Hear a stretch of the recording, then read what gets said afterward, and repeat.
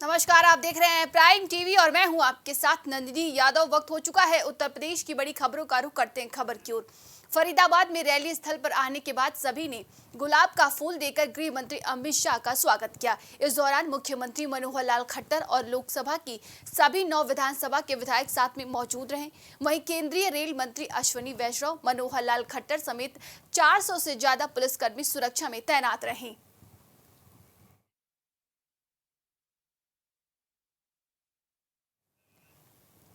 लखनऊ के king George medical विश्वविद्यालय में थोरेसिक सर्जरी, वैस्कुलर सर्जरी और ट्रांसफ्यूजन मेडिसिन विभाग में एशिया के प्रथम पैथोजन रिडक्शन मशीन का लोकार्पण उत्तर प्रदेश के मुख्यमंत्री योगी आदित्यनाथ ने किया। इस कार्यक्रम में मुख्यमंत्री योगी आदित्यनाथ के अलावा सूबे के स्वास्थ्य मंत्री ब्रजेश पाठक और राज्य मंत्री चिकित्सा शिक्षा मंकेश्वर शरण सिंह उपस्थित रहे। वहीं मुख्यमंत्री ने संबोधित करते हुए कहा कि स्वास्थ्य क्षेत्र में केजीएमयू का विशेष योगदान है। साथ ही मुख्यमंत्री ने ये भी कहा कि अब केजीएमयू में कैंसर और नसों का इलाज संभव है। पूछ लो यार। सर, उत्तर प्रदेश के लिए आज कितनी बड़ी सौगात है। इसके पहले जो है फेफड़ों की ट्रांसप्लांट के लिए हैदराबाद तक जाना पड़ता था, जैसे डिप्टी सीएम साहब ने बताया। हाँ, एक कदम अभी ये बढ़ा है। अभी यहाँ से ये मैं नहीं कह रहा हूँ कि कल से फेफड़े का ट्रांसप्लांट शुरू हो जाएगा, लेकिन एक कदम बढ़ाया है और बहुत जल्द वो समय भी आ जाएगा जब लंग्स का ट्रांसप्लांट भी यहाँ पे शुरू हो जाएगा। एक कदम बढ़ा है हम लोग। थोरेसिक और vascular surgery department Uttar Pradesh में ये स्थापित हुआ है। मैं समझता हूँ कि ये सारे प्रदेश के लिए एक बहुत गर्व की बात है। जहाँ लोग बाहर जाते थे, दूसरे प्रदेशों में जाते थे all over the country, but आज हम केजीएमयू में ये जो स्पेशलाइज्ड ट्रीटमेंट है थोरेसिक सर्जरी का, जो फेफड़ों का और जो छाती में जो भी स्ट्रक्चर्स होते हैं उनका, और वैस्कुलर सर्जरी जो नाड़ियाँ, जो खून की नाड़ियाँ जो होती हैं, जो हार्ट से जाती हैं, तो उसमें जो ब्लॉकेज होते हैं उसका भी इलाज अब इसी इंस्टीट्यूशन में सब लेटेस्ट कटिंग एज टेक्नोलॉजी के साथ में। इस समय हम लखनऊ के किंग जॉर्ज मेडिकल कॉलेज में उपस्थित हैं, जहां पे थोरेसिक, वैस्कुलर और ट्रांसफ्यूजन मेडिसिन सर्जरी विभाग में एशिया की पहली पैथोजन रिडक्शन मशीन का लोकार्पण माननीय मुख्यमंत्री योगी आदित्यनाथ के द्वारा किया गया। इस कार्यक्रम में सूबे के स्वास्थ्य मंत्री ब्रजेश पाठक भी उपस्थित रहे। इस समय आइए ब्रजेश पाठक जी हमारे साथ बने हुए हैं, आइए जानते हैं क्या कुछ खास रहा इस लोकार्पण कार्यक्रम में। देखिए, अभी तक किंग जॉर्ज मेडिकल यूनिवर्सिटी में या अपने देश में इस प्रकार के कामों के लिए हमें देश के दूसरे हिस्सों में जाने पड़ता था। और फेफड़ों के इलाज के लिए हमें हैदराबाद या दूसरी जगह जाना नहीं पड़ेगा, यहीं इलाज हो पाएगा बेहतर से बेहतर, वर्ल्ड क्लास। और जो रक्त विभाग में जो काम मशीन लगी है, अभी तक प्लाज्मा के लिए और अन्य जो हमारे ब्लड सेपरेशन यूनिट्स के लिए अन्य जगह जाना पड़ता था, नहीं जाना पड़ेगा। वर्ल्ड क्लास मशीनें लगी हैं। और सबसे खास बात यह है कि भारत में सर्वाधिक जो रक्त संग्रह होता है वो हमारे केजीएमयू में होता है। हम 70,000 ब्लड यूनिट्स यहाँ इकट्ठा करते हैं और लोगों को उपलब्ध कराते हैं, और वही उपलब्ध कराने के कारण मशीन हमें मिली है, और उस मशीन से पूरे देश को, पूरे प्रदेश को बहुत फ़ायदा पहुँचेगा। सर, आपने टीवी पे सर युद्ध स्तर पे काम किया है, काफ़ी अच्छा काम सरकार कर रही है, पर हम सभी से अपील करते हैं, डेंगू अभी 1-2 दिन में कंट्रोल हो जाएगा। और जैसे पिछली बार आप आंकड़े मिलाओगे, पिछली बार 17,000 में, अभी हमारे पास 4,000 मरीज हैं, फिर भी हम लगातार कंट्रोल कर रहे हैं। केवल दिक्कत हुई हमको लखनऊ, प्रयागराज और जौनपुर में। इन लोगों ने संचारी रोग अभियान ठीक से संचालित नहीं किया है। तीनों जिलों की हम अलग से जांच करा रहे हैं। डेंगू हर जगह है, लेकिन 3 जिलों में अधिक क्यों है, इसका हम अध्ययन करा रहे हैं और हम कार्रवाई करेंगे, पीछे नहीं हटेंगे। संचारी रोग अभियान माननीय मुख्यमंत्री जी चलाते हैं, जिससे डेंगू को हमने नियंत्रित किया है। पिछली बार फिरोजाबाद और सिद्धार्थनगर नंबर 1 पर था, लेकिन वहाँ कम हुआ है, तो यहाँ क्यों बढ़ा है, यहाँ क्यों बढ़ा, इस पर हम पूरा रिसर्च करा रहे हैं, और जो भी जिम्मेदार होगा हम उसके खिलाफ कार्रवाई करेंगे।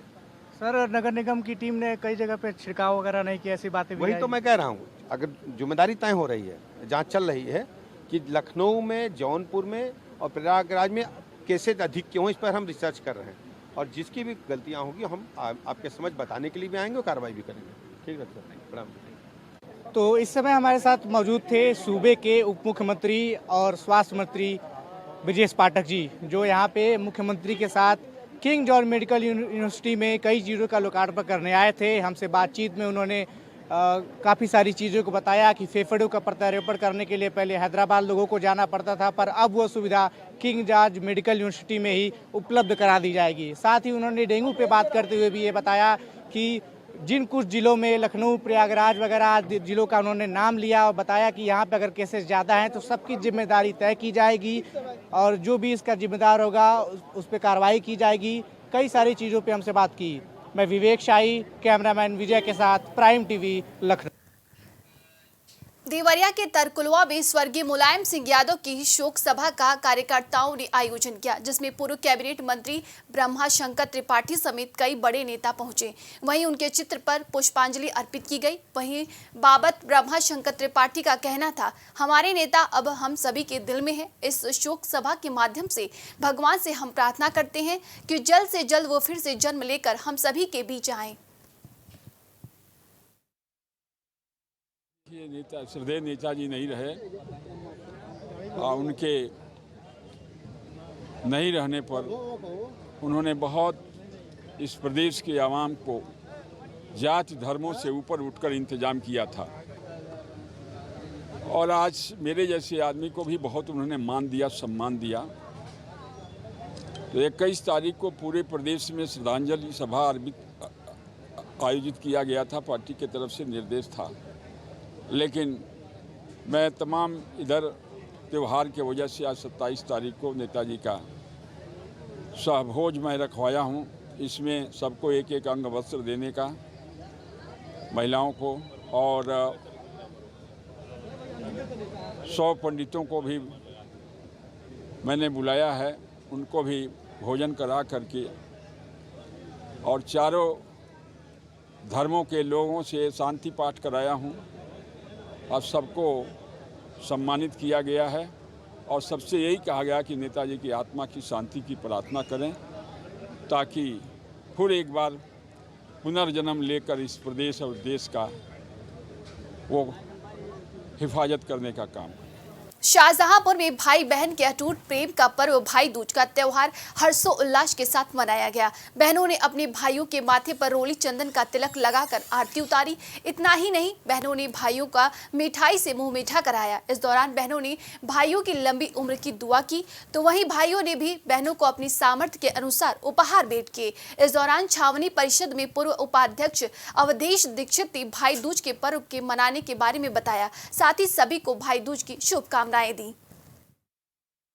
भाई दूज दिवाली के दूसरे दिन होता है, तो आज हम लोगों ने भाई दूज के दिन पहले चौक बनाई है बहुत अच्छी सी, जिस पे हमने अपने भाइयों की पूजा करी है उस पे बैठाल के। और मैं खुद लखनऊ से आई हूँ बेसिकली आज के त्यौहार के लिए। आज के त्यौहार को लेके हम लोगों के अंदर बहुत ही क्योंकि आज का त्यौहार हम लोग के लिए बहुत खास होता है। खास इसलिए होता है क्योंकि आज के त्यौहार पे हम अपने भाइयों की लंबी उम्र के लिए पूजा करते हैं, तो इसीलिए वो हमारे खास होता है। इस पर्व को लेकर काफ़ी उत्साह रहता है और अलग अलग शहरों से भाई और बहनें अलग अलग शहरों से आती हैं, चाहे कोई कितना भी दूर रहता हो, कितना भी, लेकिन ये पर्व इतने हर्ष और उल्लास के साथ मनाया जाता है कि सब अलग अलग जगह से इकट्ठा होके हम भाइयों की लंबी उम्र की पूजा के लिए ये पर्व मनाते हैं। अलग अलग शहरों से बहनें आईं अपने भाइयों का तिलक करने के लिए। उनकी रक्षा के लिए हमने पूजा की और उनकी लंबी आयु के लिए प्रार्थना की। महान और पवित्र पर्व मनाया जाता है। ये दिवाली के दूसरे दिन पूरे हिंदुस्तान में हर्षोल्लास के साथ मनाया जाता है। इसमें हर बहन अपने भाई की रक्षा के लिए पूजा करती है और हर बहन ईश्वर से कामना करती है हमारे भाई की दीर्घ आयु हो और जीवन सुख में बीते। और दूर दूर से, दूर दराज से बहनें आती हैं, भाई बहन का मिलन होता है, एक दूसरे को तिलक करते हैं, एक दूसरे को उपहार देते हैं, मिठाइयाँ खिलाते हैं। खबर श्रावस्ती से है, जहां पर नायब नाजिर के खाते से ठगों ने 4 दिन में 79,600 रुपए उड़ाए। 8 अलग अलग खातों में रुपए ट्रांसफर किए गए। मोबाइल पर पैसे निकलने के मैसेज आने पर जानकारी हुई, जिसके बाद नायब नाजिर ने बैंक पहुंचकर अपने खाते को लॉक कराया। नायब नाजिर अमरीश सिंह भिनगा तहसील में तैनात है। शिकायत मिलने के बाद पुलिस जांच पड़ताल में जुट गई है। हमारे खाते से सब 79,600 रुपया निकल गया है। हम कलेक्ट्रेट श्रावस्ती प्रधान सहायक के पद पर कार्यरत हैं। क्या नाम है? वर्तमान में नायब नाजिर तहसील भिनगा में कार्यरत हूँ। मेरा खाता संख्या 20 82 76 34 631 है। ये इलाहाबाद इंडियन बैंक शाखा भिनगा में खाता था। गाजियाबाद जनपद कौशाम्बी कोतवाली पुलिस को वाहनों से ईसीएम व बैटरी चोरी के मामले में बड़ी सफलता हासिल हुई। कौशाम्बी पुलिस ने बैटरी चोर गिरोह का पर्दाफाश करते हुए 4 आरोपी को गिरफ्तार कर लिया। पुलिस ने आरोपियों के पास से 9 अदद ईसीएम, 9 अदद बैटरी व 1 प्लास और घटना में प्रयोग की गई ऑटो गाड़ी बरामद किया। सभी आरोपियों पर दिल्ली, सिहानी गेट, साहिबाबाद सहित कौशाम्बी थाने में 2 दर्जन मुकदमे दर्ज हैं। ये उनसे पूछताछ की गई कि ये ईसीएम और बैटरी कहाँ बेचते हैं, तो इन लोगों ने इसको दिल्ली में मायापुरी में जो है एक कबाड़ी के यहाँ बेचना बताया। इनकी निशानदेही पे जो कबाड़ी है अली हसन, उसको भी गिरफ्तार किया गया और इनके पास से लगभग दर्जनों ईसीएम और बैटरी बरामद हुई हैं। साथ में ये लोग, इन लोगों के जो कार्य करने का तरीका था कि इनमें से एक व्यक्ति एक ऑटो जो है किराए पर लेता था, उसके बाद ये रेकी करते थे। जाके रेकी करने के उपरांत ये जो भी गाड़ी बाहर खड़ी देखते थे, सेकंडों में ये लोग उसके ईसीएम और बैटरी को पार कर देते थे और साथ ले जाके फिर अली हसन को रात भर में जितनी ये चोरियां करते थे उसको ले जाके उस कबाड़ी के पास बेचते थे। खबर हमीरपुर से है, जहां जिले के सिमुएरपुर थाना क्षेत्र में बुधवार की रात एक युवक की धारदार हथियार से बेरहमी के साथ हत्या कर दी गई। हत्या करने के बाद हत्यारे शव को बीच रास्ते में फेंककर फरार हो गए। सुबह स्थानीय लोगों ने युवक के शव को देखा तो पूरे गांव में समेत परिजनों के हड़कंप मच गया। घटना की जानकारी पाते ही सुमेरपुर थाना पुलिस मौके पर पहुंची। वहीं पुलिस ने शव को कब्जे में लेकर पोस्टमार्टम के लिए भेज दिया। देखिए, घटना जो है ग्राम मुंडेरा थाना सुमेरपुर की है और इसमें जो मृतक है उनका नाम आनंद बहादुर सिंह है। उनकी उम्र करीब 40-42 वर्ष है। अविवाहित थे, अकेले रहते थे, शराब पीने के भी आदी थे, ये जानकारी हुई है। और किसी समय देर रात में या अर्ली मॉर्निंग इनको किसी ने जो है चोट पहुंचाकर इनकी हत्या कर दी है। मौके पर मेरे द्वारा और क्षेत्राधिकारी सदर और संबंधित एसएचओ द्वारा निरीक्षण किया गया है। फील्ड यूनिट को भी हम लोगों ने बुला लिया है। लाश को हम लोगों ने कब्जे में ले लिया है। इसका हम लोग पंचनामा करा के पोस्टमार्टम के लिए भेजेंगे।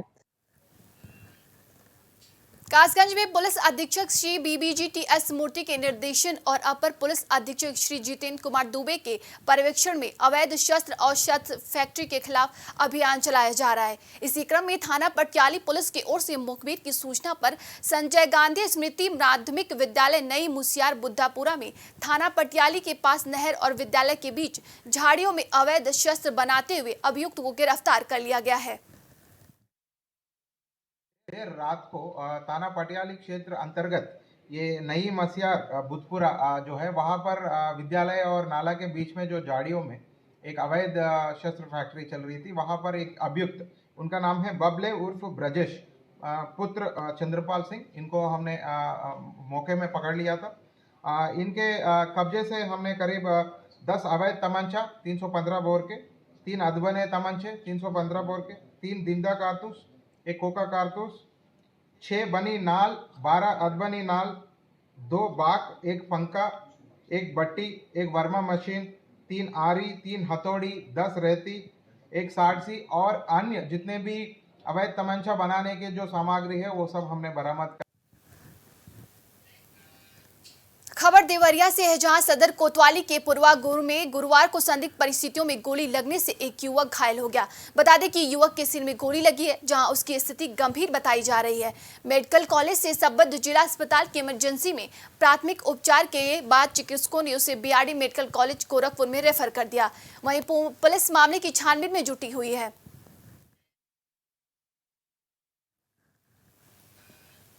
फिलहाल के लिए उत्तर प्रदेश की खबरों में बस इतना ही। देश दुनिया की तमाम खबरों के लिए देखते रहिए प्राइम टीवी।